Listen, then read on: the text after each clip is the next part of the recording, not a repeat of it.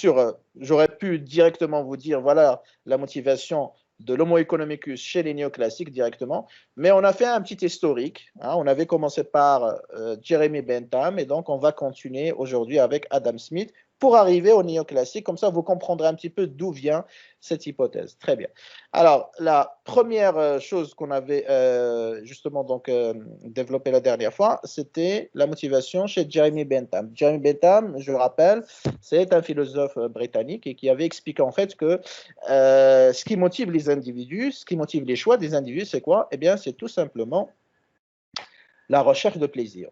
Toujours, ils vont chercher à se faire plaisir et à éviter, bien évidemment, tout ce qui les fait souffrir, c'est-à-dire la peine. Donc, chercher le plaisir, éviter la peine. Chercher le plaisir, éviter la souffrance. D'accord? Tout ce qui est négatif, tout ce qui est douloureux, tout ce qui est fatigant, donc ils vont l'éviter. Et puis, tout ce qui est agréable, tout ce qui fait plaisir, tout ce qui leur donne de la satisfaction, ok, bah, ils vont le chercher. Et donc, toute leur motivation, elle est, d'accord, résumée par ça. Leur mission dans la vie, si vous voulez, c'est ça. Alors, bien sûr, hein, donc c'est une doctrine philosophique hein, qu'on appelle l'hédonisme, et qui a été après, ou qui a donné lieu après à ce qu'on appelle l'utilitarisme. Mais bon, je ne vais pas vous ennuyer avec ça parce que ce n'est pas forcément nécessaire pour voilà, pour comprendre ce qu'on est en train de faire aujourd'hui. Hein, donc, on peut y revenir après, par la suite, hein, donc si besoin est. Mais pour l'instant, donc, voilà, retenez bien juste que le point de départ c'est-à-dire de cette motivation, de l'explication de l'hypothèse de cette motivation chez l'Homo economicus, c'est justement l'hédonisme, hein, donc voilà, chez Jeremy Bentham, pardon, et qui expliquait effectivement hein, donc, que ce qui nous intéresse, ce qui pousse les individus hein, donc, à bouger, à faire des actions, à faire des choix, voilà, c'est la recherche de plaisir et l'évitement de la souffrance ou de la peine. Très bien. Alors, ça veut dire quoi concrètement? Ça veut dire tout simplement que si j'ai le choix, nous dit Jeremy Bentham, entre deux options A et B, et l'option A, il me donne plus de plaisir que l'option B. Par exemple, hein, j'ai envie de voyager pour me reposer, d'accord? Et j'ai le choix entre la montagne et la plage, d'accord? Supposons que la montagne, ça me donne plus de satisfaction personnelle que la plage. Donc, nous dit Jeremy Bentham, eh bien, dans ce cas-là, puisque la montagne procure plus de plaisir, eh bien, il va être choisi ou préféré par le consommateur ou par un individu, d'accord, sur l'option, bien évidemment, de plage, ok? Si on a le choix entre deux options, cette fois-ci C et D, et les deux, donc, ils vont nous faire subir de la douleur ou de la souffrance, d'accord? Si par exemple D elle est plus douloureuse que C, si l'option D donc nous fait subir plus de mal, plus de souffrance que l'option C, eh bien qu'est-ce qu'on va choisir? Question. Est-ce qu'on va choisir l'option C ou l'option D? Qui a une idée, qui peut répondre? L'option C. Voilà, on va choisir l'option C. Pourquoi pas? Voilà, parce qu'on ne va pas chercher le maximum de souffrance, bien évidemment, hein, parce que notre objectif dans la vie, c'est quoi? Nous dit Jeremy Bentham, eh bien, c'est minimiser, hein, éviter la souffrance, éviter la peine. Donc, puisque D, il me donne plus, ou il me fait plus mal que C, ben, je vais choisir l'option C. C, c'est la meilleure parce qu'il y a moins de fatigue, moins de souffrance, moins de douleur. Et c'est comme ça, hein, donc le raisonnement économique qui a été développé par Jeremy Bentham pour expliquer les choix des individus entre les différentes options. Donc on va choisir toujours pardon, les options qui nous permettent d'avoir le maximum de plaisir et le minimum de souffrance. D'accord? Alors quand je parle de plaisir et de souffrance, j'entends très bien le plaisir personnel et la souffrance personnelle. Okay? Donc je ne m'intéresse pas au plaisir des autres, ou la satisfaction des autres. Je ne m'intéresse pas au plaisir, pardon, à la douleur ou à la souffrance des autres. Donc, ce qui m'intéresse, c'est uniquement hein, donc, mon aspect personnel. Très bien.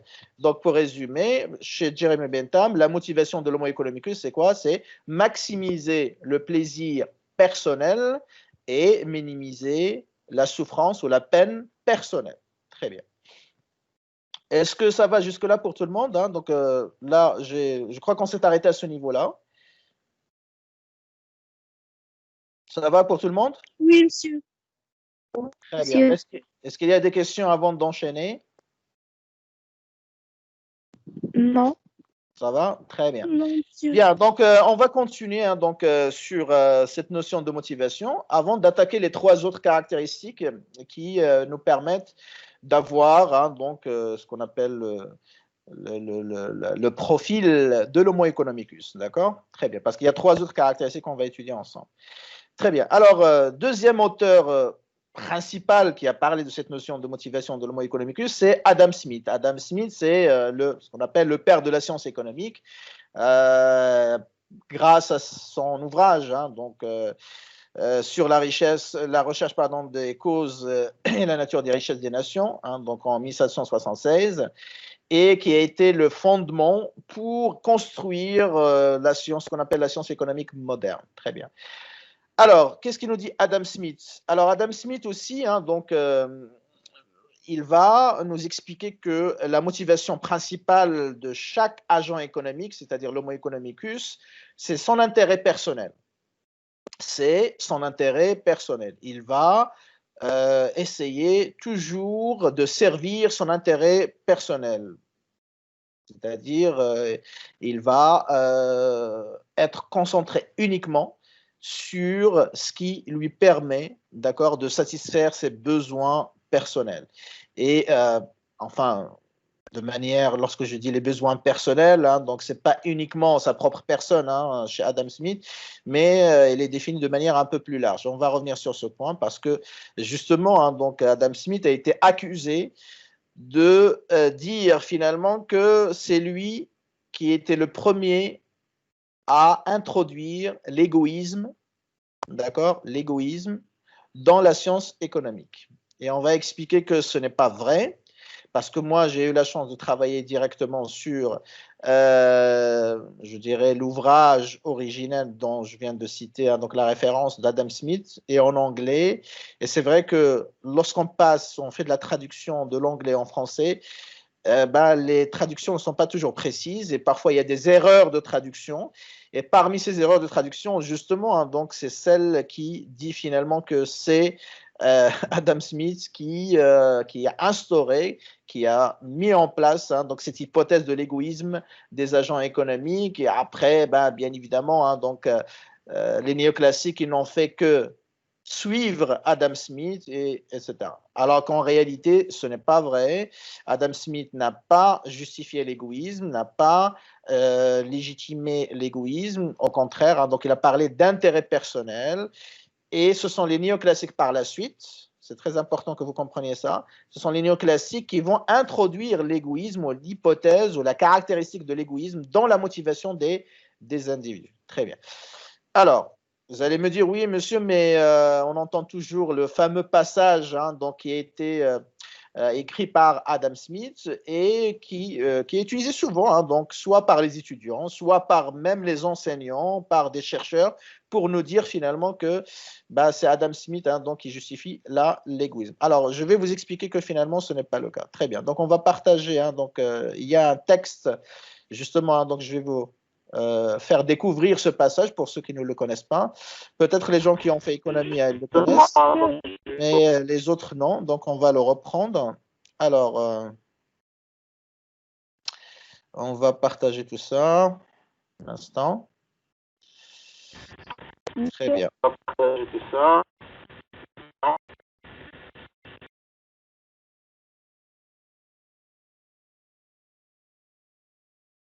OK.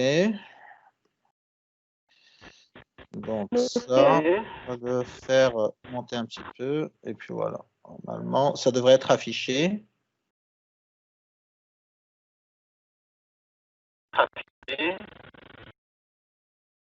Est-ce que c'est visible pour tout le monde?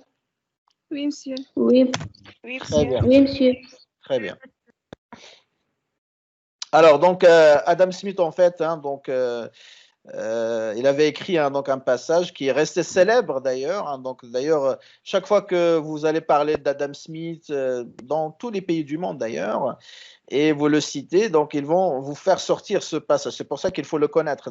Tu ne peux pas être un économiste, un étudiant en économie et ne pas le connaître. Très bien. Alors, qu'est-ce qu'il nous dit Adam Smith dans La richesse des nations, 1776?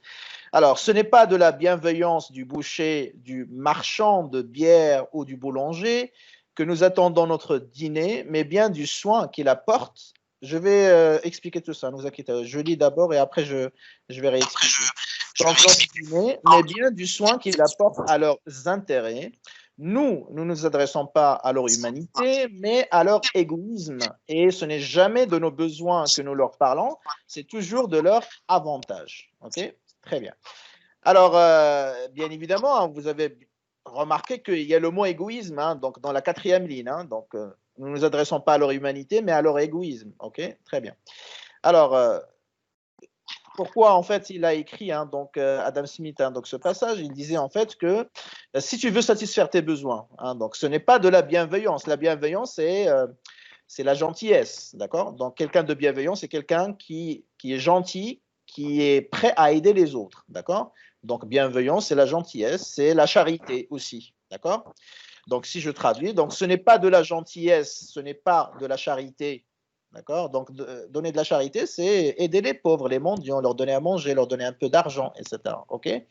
La charité, c'est-à-dire sadaqa en arabe. Hein, voilà. Donc, ce n'est pas de la bienveillance du boucher, du marchand de bière. Donc, tout le monde connaît le boucher. Hein, donc, voilà, le marchand de bière. Bon, nous, on n'est pas très concernés forcément. Ou du boulanger, d'accord? Que nous attendons notre dîner. Donc, si tu veux prendre ton dîner, satisfaire ton besoin, tu ne dois pas, nous dit Adam Smith, compter sur la gentillesse uniquement ou la charité des fournisseurs, c'est-à-dire le marchand de bière, le boulanger et le boucher, mais bien du soin qu'il apporte à leurs intérêts. C'est-à-dire que si tu veux satisfaire tes besoins, il faut aussi que eux ils satisfassent leurs besoins. Il faut que, justement, ils aient un intérêt, ils soient motivés pour le faire. Et pour qu'ils soient motivés pour le faire, qu'est-ce qu'ils doivent avoir? Ils doivent recevoir quoi? De l'argent. Tu dois les payer. Donc, si eux, ils ne gagnent pas d'argent dans cette opération, pourquoi il va aller produire du pain, le boulanger? Pourquoi le boucher, il va effectivement te ramener de la viande?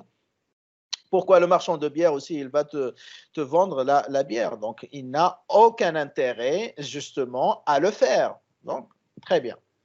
Donc, ça, c'est la première partie. Donc, il nous dit, tu peux pas, pour satisfaire tes besoins, tu peux pas compter uniquement sur la gentillesse des autres.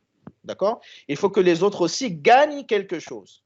Donc, toi, tu vas gagner ton dîner, c'est-à-dire tu vas gagner la satisfaction de tes besoins, très bien pour toi, mais pour les autres aussi, si tu veux qu'ils te servent, ils te rendent service, il faut aussi qu'ils gagnent quelque chose. Est-ce que c'est clair jusque-là, les 3 premières lignes?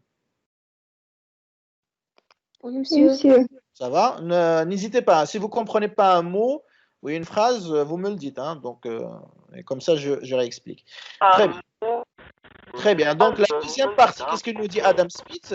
Nous ne nous adressons pas à leur humanité. Donc, pareil. Hein, donc, je ne vais pas vous rappeler, s'il vous plaît, fermer le micro parce qu'il y a beaucoup de bruit qui me revient dans les écouteurs. Donc, je disais que dans la deuxième partie, il nous dit, nous ne nous adressons pas à leur humanité. Donc, pareil, leur humanité, c'est leur sens de l'aide, leur sens de la gentillesse, de la bienveillance, de la charité. Donc, je ne vais pas compter uniquement sur l'humanisme. C'est-à-dire, chaque fois que j'ai besoin de pain, je vais sortir à la boulangerie, je dis, s'il vous plaît, monsieur, soyez gentil, donnez-moi du pain. Chaque fois que j'ai besoin de manger de la viande, monsieur le boucher, s'il vous plaît, soyez gentil, aidez-moi, donnez-moi à manger de la viande. OK? Donc, il nous dit, on ne peut pas compter uniquement sur leur humanité. Peut-être une fois, 2 fois, 3 fois, il va être gentil, il va t'aider, mais pas à chaque fois, pas chaque jour. Hein, donc, c'est impossible. Et on va expliquer pourquoi. Mais à leur égoïsme, et c'est là où il y a eu une erreur de la traduction, mais bon, je vais revenir là-dessus. Mais à leur égoïsme, c'est-à-dire à leur intérêt personnel, tout simplement, et ce n'est jamais de nos besoins que nous leur parlons, d'accord? Donc, ce qui intéresse ces fournisseurs, ces producteurs, ce n'est pas les besoins donc de ces consommateurs, mais ce qui Voilà, ce qui va leur permettre d'avoir du gain, c'est-à-dire leur avantage. Leur avantage, c'est le gain.